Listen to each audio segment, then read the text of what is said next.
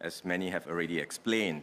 The Israeli-Palestinian conflict is a deeply complex one. It is a long-standing feud going back at least decades, if not centuries, involving multiple state and non-state actors. The conflict is not just between Israelis and Palestinians or between people of different faiths, as Minister Vivian had explained just now. It is a political battle for territory, self-determination, and identity. What's at stake also is the broader balance of power in the Middle East. Because throughout history, this land corridor between the Mediterranean coast and the vast Arabian desert has been the battleground of ancient kingdoms and civilizations. You go back to the Egyptians, the Babylonians and Romans, to the Ottomans, the British and the French.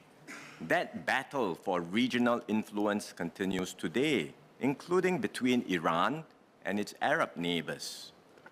For years, Iran has been funding, training and arming Hamas, as well as other militia in the region, including Hezbollah in Lebanon and the Houthis in Yemen.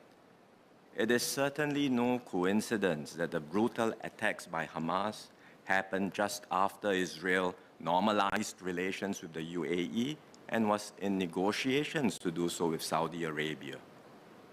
Hamas must have anticipated a strong Israeli response when it launched its attacks.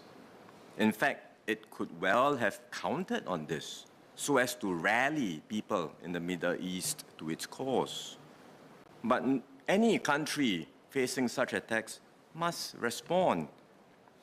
And indeed, it's distressing to see the military response by Israel now taking such a terrible toll on civilians in Gaza.